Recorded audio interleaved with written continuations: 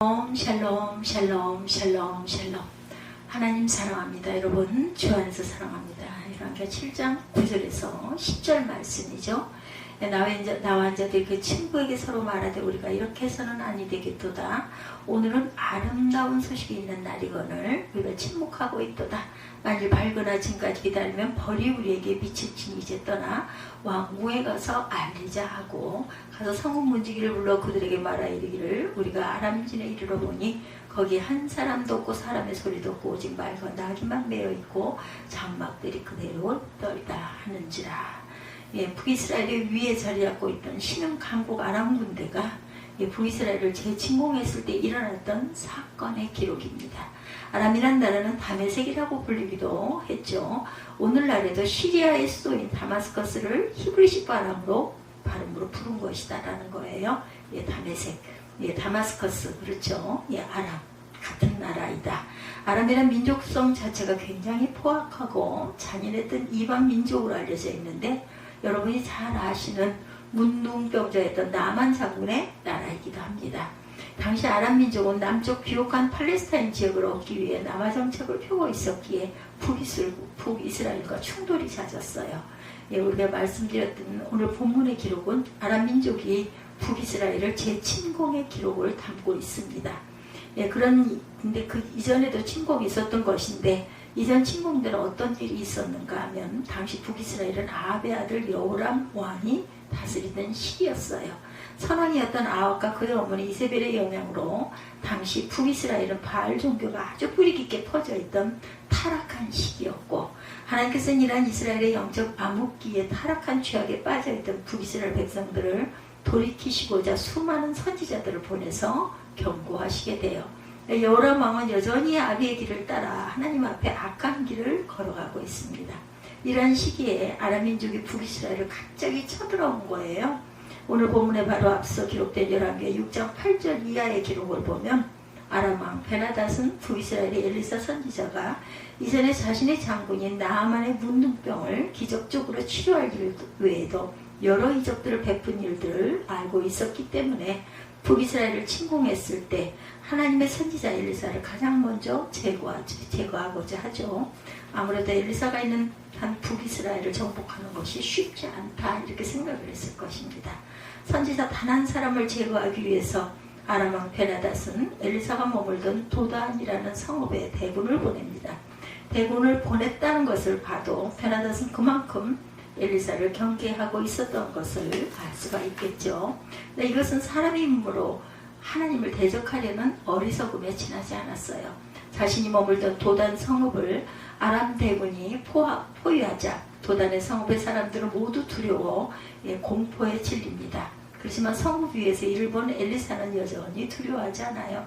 하나님께서 엘리사의 영안을 열어 아람 군대의 말과 병거에 맞서 훨씬 많은 수의 하나님의 군대의 불말과 불병거가 성읍을 지키고 있는 환상을 보여주셨기 때문이다. 이에 엘리사가 하나님께 기도하자 하나님께서는 즉시 아람 군대의 눈과 생각을 멀게 하시고 강력한 이끄심으로 그들을 도단에서 북이스라엘의 수도인 사마리아까지 끌고 가시죠. 즉 그들을 영문도 모른 채 그들은 도단에서 후퇴하게 만듭니다.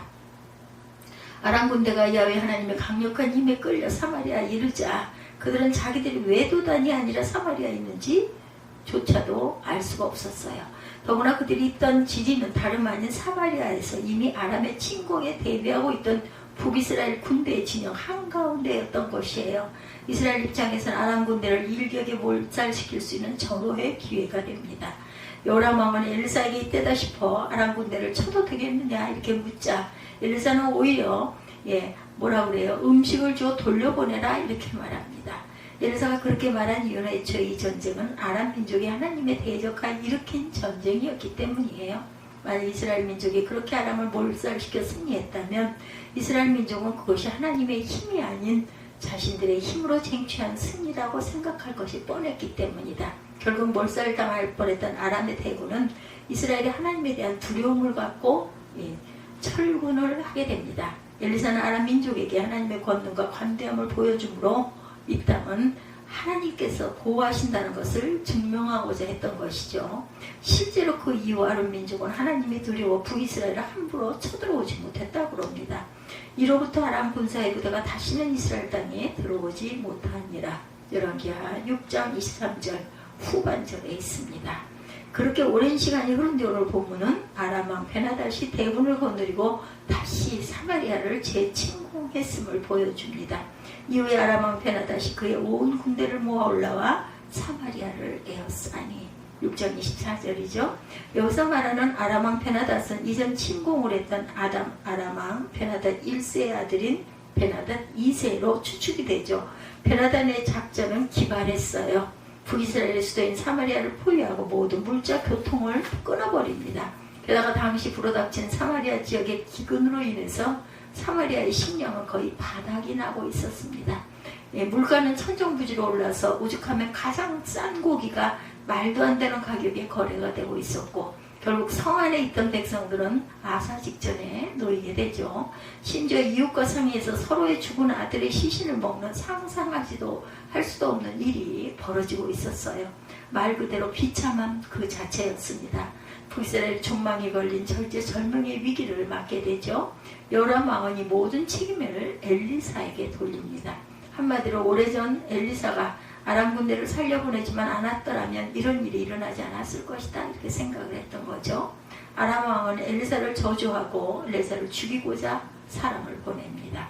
그러나 북이스라엘은 풍전등화에 놓인 이유는 다름 아닌 여호람을 비롯한 백성들의 타락한 죄악 때문이었다. 오래전 아람이 쳐들어왔을 때 하나님은 엘리사를 통하여 그의 권능을 보여주셨고, 그 일로 인해 한동안 아람은 북이스라엘을 쳐들어오지 못했어요. 이스라엘 민족은 그 시간바로 하나님께서 주신 회개의 시간임을 깨닫지 못했고, 여전히 여호람 왕은 백성들은 이방 우상에 빠져 하나님을 저버리고 있었던 것입니다. 이것이 결국 하나님의 심판을 불러온 것이죠. 여호람 왕은 풍전등화 절제절명의 상황을 보고 좌절합니다. 이때 엘리사가 하나님의 말씀을 예언하죠. 바로 내일 이맘때 사마리아 성읍에 올랐던 물가가 다시 내릴 것이다. 무슨 의미예요? 내일 이 모든 절망의 상황이 끝이 난다. 위기로부터 벗어나게 된다는 의미예요. 그러나 엘리사의 이 말을 믿는 사람은 성읍 안에 아무도 없었습니다. 이 말을 들은 이스라엘 한 장관은 오히려 엘리사의 말을 무시하고 하나님의 구원의 능력을 조롱 섞인 말로 부정하죠. 그런데 이후 상황은 어떻게 전개돼요? 성 밖에 머물고 있던 문둥병자 4사람이 본문에 등장하죠. 당시 문둥병은 율법으로도 하나님으로부터 저주받은 전염성 병으로 분류되었기 때문에 사회로부터 격리되어서 살아야 했어요. 그러므로 이 문둥병자 4명은 아마도 아람 군대가 사마리아 수도를 포위하고 있을 당시에 사마리아 성읍밖에 머물렀던 것으로 추측이 되죠. 이들의 상황은 성황에 있던 사람들보다 더 심각했겠죠. 이들은 성으로 들어갈 수도 없었을 뿐만 아니라 성 밖에 있어도 어찌 먹을 것이 없어서 이제 죽기만 기다리고 굶어 죽느냐, 차라리 아람 진영으로 와서 항복을 해보자, 이래서 그 길을 떠나게 됩니다. 죽게 되면 이래 죽으나 저래 죽으나 같으니 한번 가보기나 하고 거기서 죽이면 그냥 죽자. 그런데 전혀 예상 밖의 그 실상이 벌어지죠. 아람 진영에 아람 군인이 한 명도 없어요. 심지어 모든 군수품과 군량미까지 그대로 놔둔 채 군미와 무기마저 내던진 듯 던져놓고 허겁지겁 급하게 도망간 그 진영이 텅텅 비어 있었다. 도대체 어떻게 된 일인지 영문을 알 수가 없습니다. 이제까지만 하더라도 무서운 기세로 당장이라도 사마리아 성읍을 일거에 무너뜨릴 만큼 사기가 하늘을 찌르던 아람 군대였는데 도대체 하룻밤 사이에 무슨 일이 벌어진 것일까?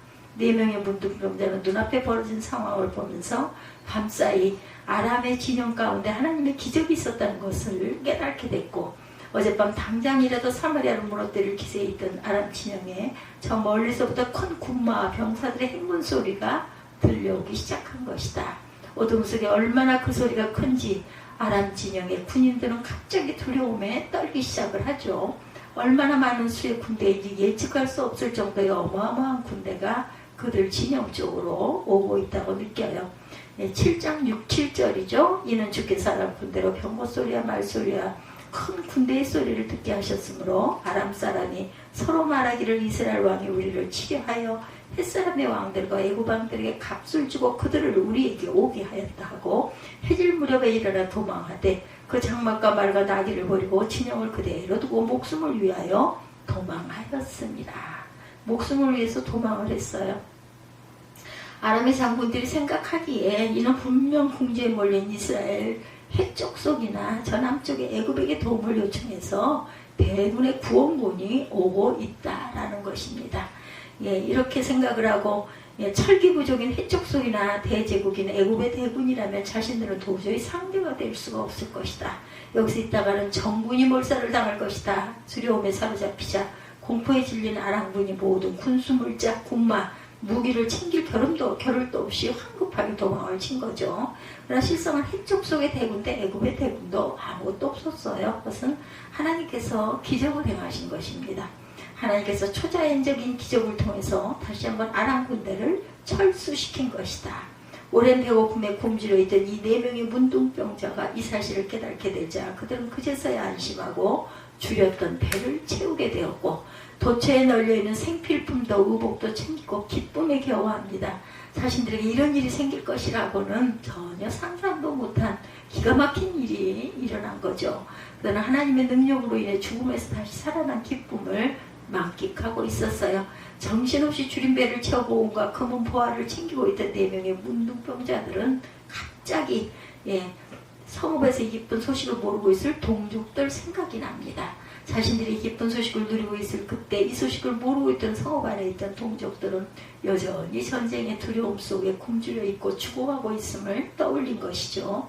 나병 환자들이 그 친구에게 서로 말하되 우리가 이렇게 해서는 아니 되겠다. 오늘은 아름다운 소식이 있는 날이오늘 침묵하고 있도다. 만일 밝은 아침까지 기다리면 벌이 우리에게 미칠지 이제 떠나 왕궁에 가서 알리자 하고 4명의 문둥병자는 이 기쁜 소식을 전하지 않고 침묵하는 것은 절대로 옳지 않다.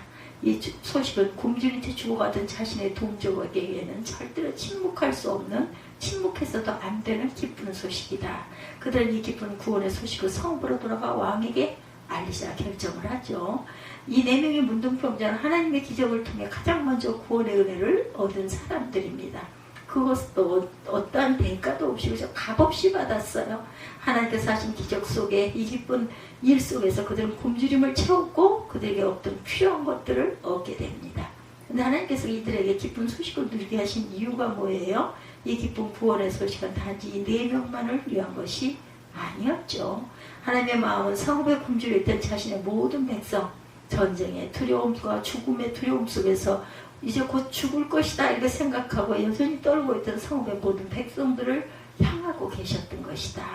하나님께서 4명의 문둥병자에게 먼저 기쁜 소식을 누리게 하신 이유는 이 4명의 문둥병뿐만 아니라 문둥병자를 통해 성읍 안에 죽어가고 있던 모든 이에게 구원의 소식을 알리고자 하셨기 때문이다. 그들에게 줄인 배를 억지로 해결하고 금은 보화 의복을 통해 기쁨이 겨워 그들의 눈이 온통 그것에 집중하고 있던 그 순간 하나님께서 이 4명의 문둥병자의 눈을 그들의 동족으로 향하게 합니다.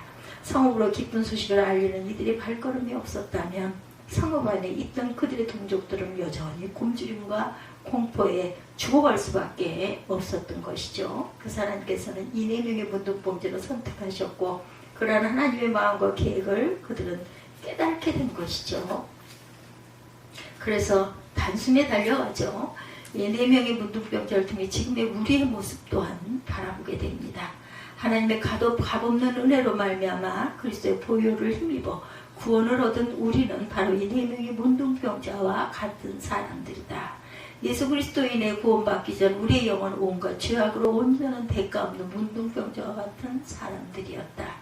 영적으로 굶주리고 죄와 사망의 공포 속에 사로잡혀 있던 죽은 영혼, 마치 굶주림과 죽음의 공포 앞에 놓여있던 이 4명의 문둥병자와 같은 사람들이다.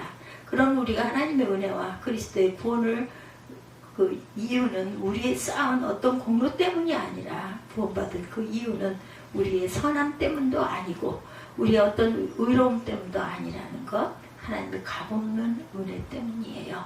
보잘것없는 문둥병자가 값없이 하나님의 은혜를 입은 것처럼 동일한 은혜가 저와 여러분에게 임한 것이죠. 예. 하나님께서 행하신 기적을 통해서 문둥병자들의 굶주림을 해결해 주시고 그들을 죽음에서 구원해 주셨던 것 같이 하나님께서는 우리에게 예수 그리스도를 이 땅에 보내주셔서 십자가에서 그의 아들을 못 박으시면서 그의 모든 죄값을 해결하시고 영원한 사망에서 우리를 생명으로 인도해 주십니다. 하나님께서 베푸신 구원으로 인해 문둥병자가 기쁨과 감격을 누렸던 것 같이 우리도 그리스도를 통해 구원을 얻음으로 새 생명을 얻고 기쁨과 감격을 누렸어요. 이제 4명의 문둥병자에게 줄이고 굶주림이란 없습니다. 하나님께서 베푸신 음식이 있었기 때문이죠. 이제 4명의 문둥병자에게 죽음의 두려움이 사라졌어요. 하나님께서 그들을 죽음의 공포를 제거하시고 그 속에서 건져주셨기 때문이다.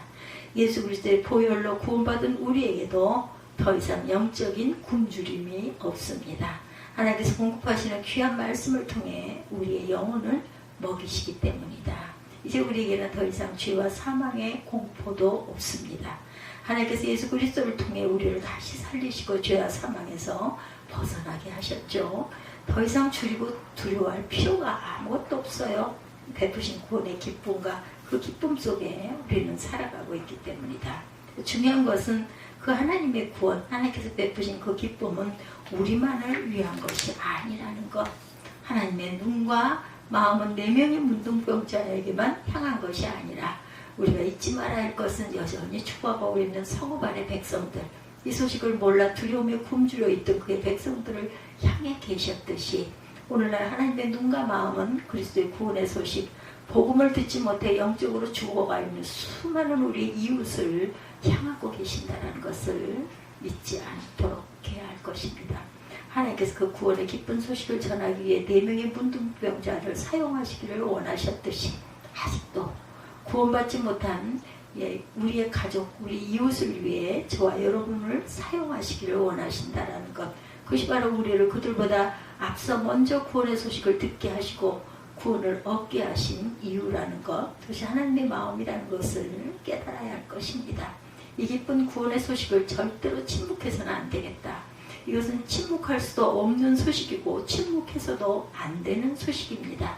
아람 군대가 철수한지도 모르는 백성들의 입장에서 볼 때 이 기쁜 소식을 가지고 오는 4명의 문둥병자가 얼마나 반가웠겠는가. 얼마나 기다리던 소식이었겠는가. 예수 그리스도인의 구원받고 그분 안에 살아가는 것이 얼마나 더 큰 축복이고 기쁨인지 모르는 그 이웃들이 언젠가 여러분의 입술과 발걸음을 통해 그리스도를 영접하고 새 생명을 얻게 되는 그날 여러분들이 전해준 예수 그리스도의 구원의 소식이 얼마나 기쁜 소식이었는지를 깨닫게 될 것이다. 하나님께서 4명의 문둥병자를 먼저 선택하신 이유도 하나님께서 저와 여러분을 먼저 선택하신 이유도 바로 이 구원의 소식을 모르는 이들에게 전하게 하시고자 함을 잊어서는 안 될 것이라는 것. 그것이 4명의 문둥병자들에게 하나님께서 주어주신 사명이고 오늘을 살아가는 우리 모든 그리스도인들에게 주어진 이 땅의 사명인 것이라는 거죠. 로마서 10장 14, 5절입니다. 그런즉 그들이 믿지 아니하는 이를 어찌 부르리요? 듣지도 못한 이를 어찌 믿으리요? 전파하는 자가 없이 어찌 들으리요? 보내심을 받지 아니었으면 어찌 전파하리요? 4명의 문둥병자의 발걸음이 없었다면 성읍 안에 그들의 동족들은 이 기쁜 소식을 모른 채 여전히 성읍에 갇혀서 굶주림과 공포에 죽어갔을 것입니다. 마찬가지로 우리의 발걸음이 없다면 우리 가족과 지인들과 이웃들은 여전히 그리스도의 구원의 소식이 있는 줄도 모르는 채 살다 영원한 죄와 사망의 길로 가게 되었을 것이에요. 그런 것이 얼마나 끔찍한 일인지 지금 모르고 살아갈 뿐이라는 것. 하나님의 관심과 시선은 우리에게만 머무르지 않습니다. 우리 외에 교회 밖 세상을 향하고 계신다라는 것. 하나님께서 예수님을 세상에 보내신 이유도 우리 예수께서 제자들을 세상으로 보내신 이유도 우리를 특별히 먼저 선택하시고 구원하신 이유도 아직도 예수 그리스도 구원의 기쁨을 모르고 살아가는 그들을 향한 하나님의 안타까운 마음이라는 것도 믿어야 할 것입니다. 그 하나님의 마음을 절대로 외면해서는 안 되겠다. 그 기쁜 소식을 전하기 위해 우리는 먼저 선택받은 자들이라는 것을 잊지 마십시다. 예수님의 명령인 복음을 전파하는 일, 전도와 선교의 일, 거룩한 부담을 가지고 우리와 우리 교회가 마땅히 수행해야 할 몫이라는 것. 거룩한 부담감이라 하니 거부감이 생기는 사람도 있겠지만 말 그대로 그리스도인으로서 전도와 선교를 해야 하는 것은 알겠는데 뭔가 부담이 따르기 때문이죠. 내가 챙기기도 바쁜데 남 생각할 때라니, 혹은 내 기도 제목도 많은데 내가 지금 남 기도할 때인가. 그래서 자신도 모르는 내면 가운데 전도와 선교를 개인적인 여유가 생기면 하는 일, 혹은 교회가 여건이 되면 할 수 있는 일로 여겨버리게 되는데, 이러한 생각은 자신이 하나님으로부터 왜 먼저 선택받았는지를 전혀 깨닫지 못하는 것이죠.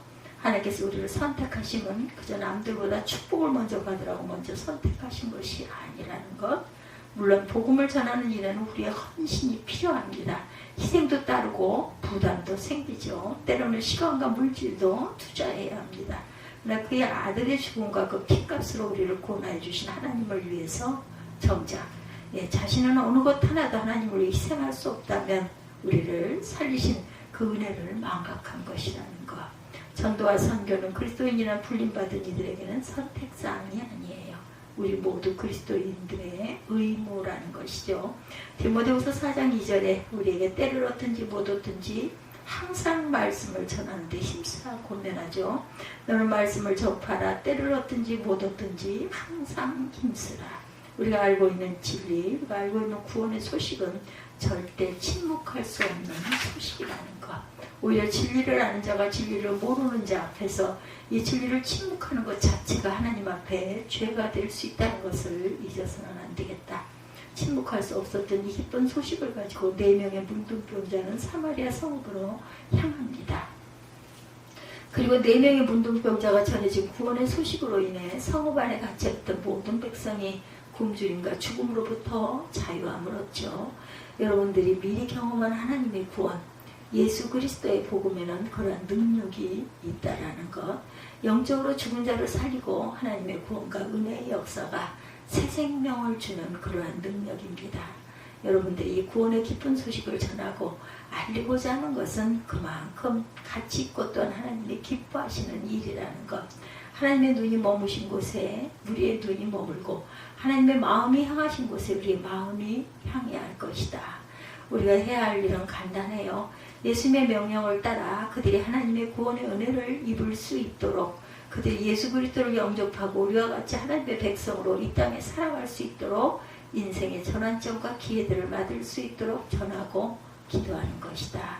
가깝게는 그리스도를 모르는 여러분의 가족과 이웃들에게 마음으로 시선을 돌리고 그들의 구원을 위해 기도하시기 바랍니다. 하나님께서 그 기도에 역사하셔서 그 영혼을 긍휼히 여기시고 삶의 특별한 계기를 통하여 주께 돌아오게 하실 것입니다.